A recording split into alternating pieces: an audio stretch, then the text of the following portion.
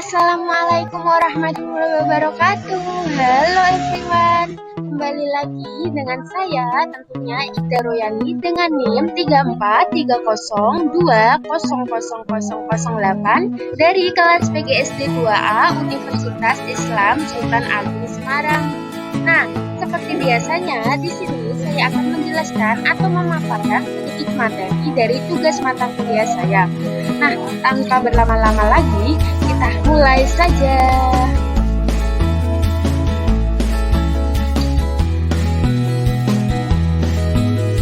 Welcome to materi everyone.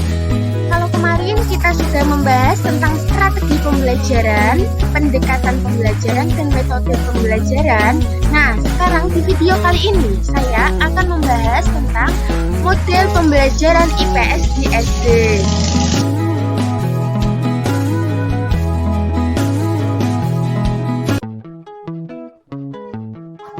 Nah, sebelumnya ada yang tahu apa yang dimaksud dengan model pembelajaran?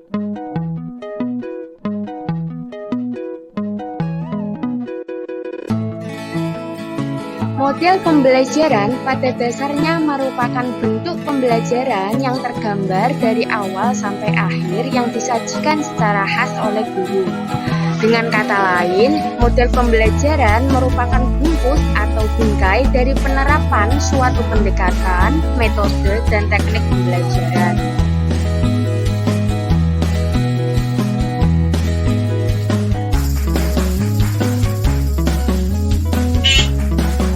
Nah, selanjutnya adalah ciri-ciri model pembelajaran. Yang pertama, berdasar pada teori pendidikan dan teori belajar dari ahli tertentu. Yang kedua, mempunyai misi atau tujuan pendidikan tertentu. Yang ketiga, dapat dijadikan untuk perbaikan proses belajar mengajar di kelas. Yang terakhir, mencakup langkah-langkah model, prinsip reaksi, sistem sosial, sistem pendukung, memiliki dampak hasil belajar, dan dampak pengiring atau hasil belajar jangka panjang.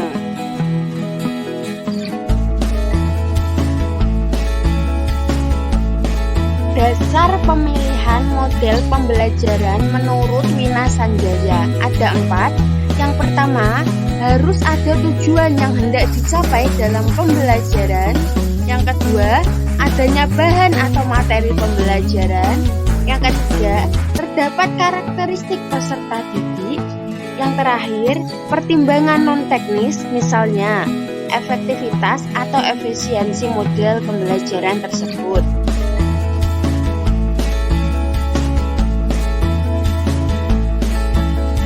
Fungsi dari model pembelajaran. Menurut Trianto 2015 halaman 53 yang mengemukakan bahwa fungsi model pembelajaran adalah sebagai pedoman bagi perancang pengajar dan para guru dalam melaksanakan pembelajaran.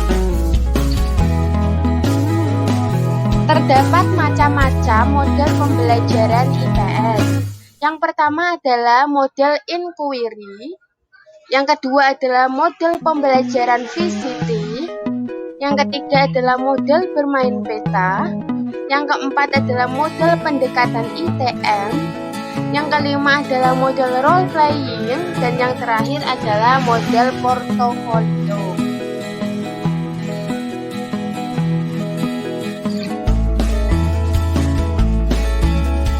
Dari beberapa model pembelajaran yang ada, di sini saya hanya menjelaskan model pembelajaran VCT atau Value Clarification Technique. Apa itu model pembelajaran VCT? Model pembelajaran VCT atau Value Clarification Technique adalah salah satu model pembelajaran yang dapat memenuhi tujuan pencapaian pendidikan nilai. Dalam model ini, Jahiri 1979-2-115 mengemukakan bahwa Value Clarification Technique merupakan sebuah cara bagaimana menanamkan dan menggali atau mengungkapkan nilai-nilai tertentu dari peserta didik. Dengan kata lain, Jahiri menyimpulkan bahwa VCT dimaksudkan untuk melatih dan membina siswa tentang bagaimana cara menilai, mengambil keputusan terhadap suatu nilai umum untuk kemudian dilaksanakan sebagai warga masyarakat.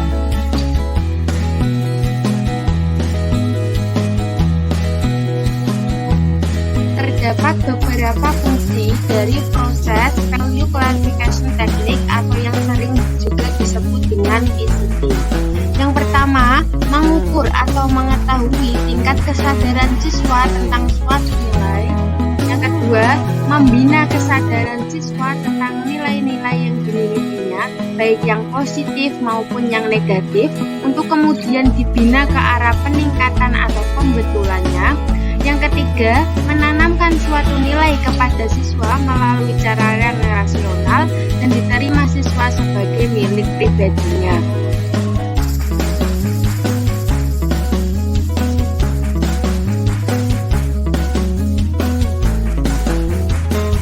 Pembelajaran model VCT. Terdapat 7 langkah. Yang pertama, teknik evaluasi diri atau self-evaluation dan evaluasi kelompok atau group evaluation. Yang kedua, teknik lecturing. Yang ketiga, teknik menarik dan memberikan percontohan. Yang keempat, teknik indoktrinasi dan pembakuan kebiasaan.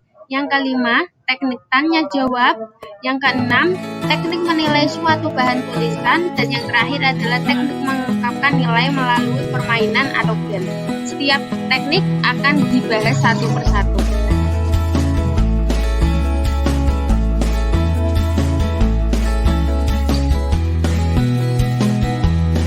Nah, penjelasan yang pertama adalah teknik evaluasi diri atau self-evaluation dan evaluasi kelompok atau group evaluation. Dalam teknik ini, peserta didik diajak berdiskusi atau tanya jawab tentang apa yang dilakukannya serta diarahkan kepada keinginan untuk perbaikan dan penyempurnaan oleh dirinya sendiri.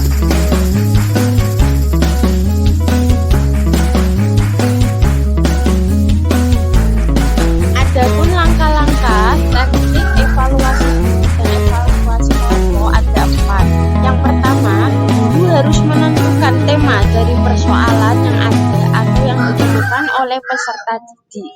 Yang kedua, guru bertanya tentang hal yang dialami peserta didik. Yang ketiga, peserta didik merespon pertanyaan guru. Yang keempat, adanya tanya jawab guru dengan peserta didik berlangsung terus hingga sampai pada tujuan yang diharapkan untuk menanamkan nilai-nilai yang terkandung dalam materi tersebut.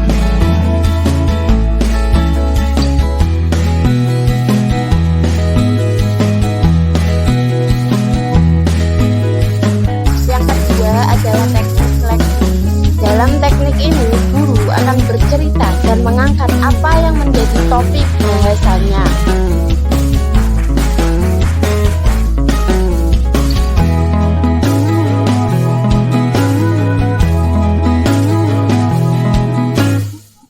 Langkah-langkah yang digunakan dalam teknik lecturing.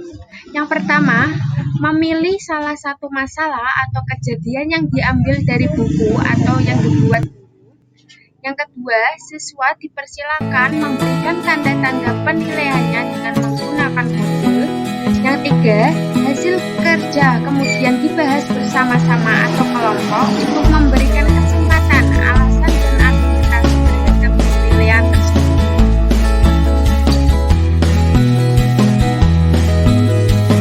Yang ketiga adalah teknik menarik dan memberikan percontohan.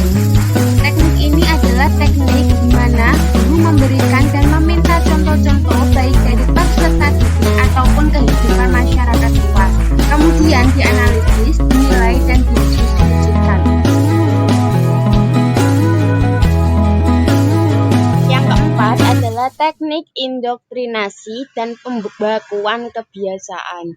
Dalam teknik ini, peserta didik dituntut untuk menerima atau melakukan sesuatu yang oleh guru dinyatakan baik, harus, dilarang, dan sebagainya.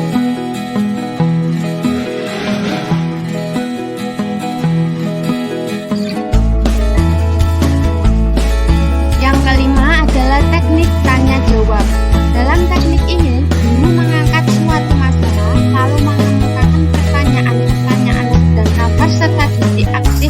monolog atau mengemukakan pendapat pikirannya.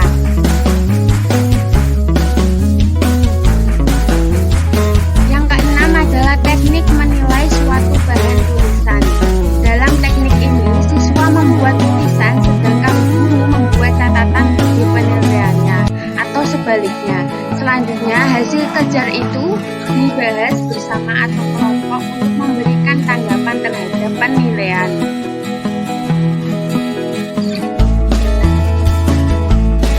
Nilai melalui permainan atau game. Dalam teknik ini, guru dapat menggunakan model yang sudah ada maupun ciptaannya sendiri dalam pembelajaran yang sedang berlangsung.